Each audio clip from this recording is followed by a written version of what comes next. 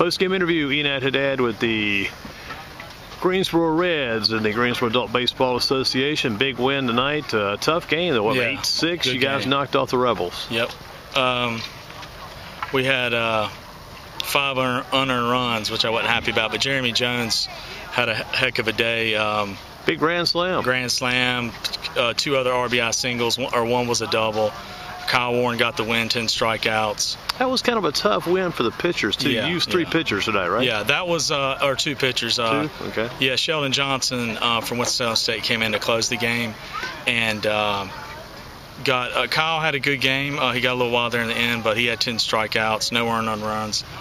So. What about pretty good competition between these 2 teams? Yeah, they beat us 5 times in the other league. Wow. And actually, Kyle was on that team and the one who beat us. So he kind of brought you those guys over to play, right? Yeah. So it was a good game for him, good win. What about overall this season? You guys have not lost a game yet, have you? Not in our league. We lost to Catawba twice last night, 5-3 and then 7-4, I think. But in the Greensboro 4-0 in the league. Greensboro NABA, you guys are unbeaten. And the Orioles are too, 3-0. They're still unbeaten. I know you guys had a pretty good matchup going to the Yankees a couple of days back. Yep. They got Joey McIntyre from A&T. He's a real good player. Good balance in the league this year? Yeah, a whole lot more competition, 8 teams. Everybody stepped it up. A couple guys from Wake Forest in the league. So actually on the Orioles. So. How about that matchup coming up? You got a game tomorrow night, I guess, at Dudley, and you got a game here Saturday. You got a game next Wednesday over at Glenn when you take on the Bulldogs. Yeah, that's like our Super Bowl to us, out of league game. So why is that game so big? They're probably the best around, the most talented team. So it's good for us to be challenged like that. And from your standpoint, what's the strength of your team this year? You loaded with pitchers? You just got a good balanced team, a lot of good hitters? I would say hitting first, speed, a lot of pitchers, a lot more pitchers this year. We need to kind of get the defense going, but it's our 4th game, and we'll get there. It's only your 4th game of the year, but it probably still seems like you guys have been at it a while. When did you guys actually get started going back to the draft you had sometime, I guess, back in April? Yeah, mid-April we got going, and we played the junior high times a few times. So we've just now gotten all of our players together. What's the mix of the team this year among college players, guys who once played for college, now out of the game as far as college goes? What's the mix like this year? I got a few more college guys. I would say 50-50. We even got a 45-year-old pitcher, Kevin Menner, so excited about him. What's the background on him? He was our ace for a couple of years. He was injured last year. He's just now coming back. You like the old Reds? You got any of those guys like the Tom Brownings, the Don Gullets, the Clay Carrolls, the Pedro Bourbones? Any of your guys fit those molds? Yeah, they do. The guy who closed the game reminds me of Bourbon. I did remind my head too when I saw him. I thought the same thing. Trying to put all that in perspective. Some of the old Reds teams, this Reds team you guys had this year. Yeah. The Reds teams had a lot of success in your league and a lot of success in the area since you guys got this going, right? Yes. 2007. We finally won a championship last year. What's been the key to the Reds' success over the years? Team unity and camaraderie, defense. Tonight you had a couple of cases, I guess. A couple of guys came up. You were hoping for a little bit more. And the one guy looked like he was a little bit upset. Looked like Jason Rook was not too happy with that called 3rd strike. Yeah.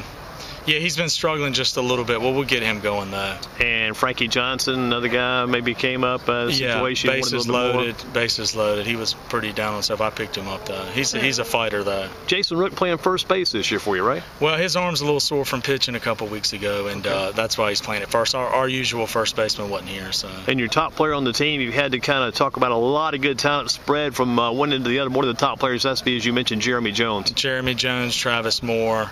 Travis Moore was there at Winston-Salem State, former Dudley player, all-conference this year. Yeah.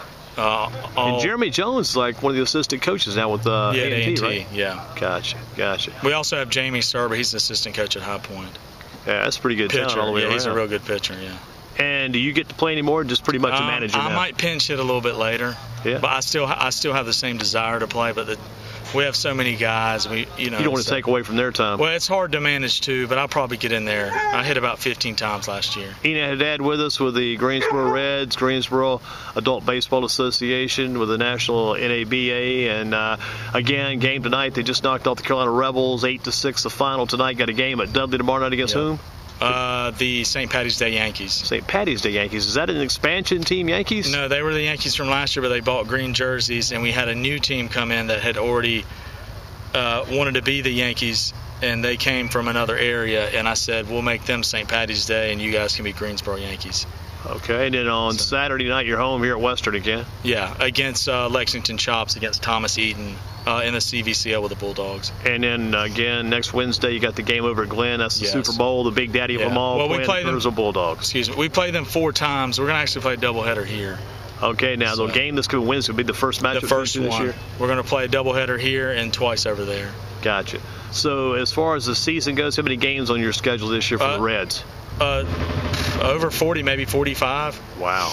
17 in the league, and then about 25 out of the league.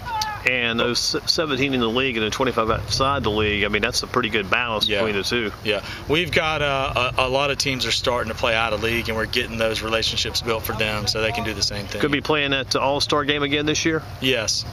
When's that come up? I think in July 7th. Will that involve anybody from the Charlotte area again like it was last year a little bit? I think we might have Fayetteville here this time. There's a new league there. So. Gotcha. So you're the team manager, the team coach, everything. You do all this with this team. You're also the league director, right? Yep. How many teams in the league this year again? 8 teams. And pretty good balance always. Yes, up from 5, a lot more competitive, and it's getting more competitive each day. Do you have any help as far as running all this goes? You pretty much do it yourself? No, I've got Josh Hughes, who's on our board. Rick Young is our advisor. His son plays at Elon. Nate Young, who led them in saves. Joey Pisco and Chris Pisco help out. We got a good relationship with the boosters here. What's the time limit on these games? Are you guys finished? 2.5 hours. So you hit the 9:30 mark tonight. This game was pretty much done. Yeah. Enad, good job on your end. We'll try to catch up with you again in the next couple of days and continue to follow the Greensboro NABA, Greensboro Adult Baseball, and the Greensboro Adult Baseball Association. Keep up the good work. Thanks for talking to us tonight. Good seeing you.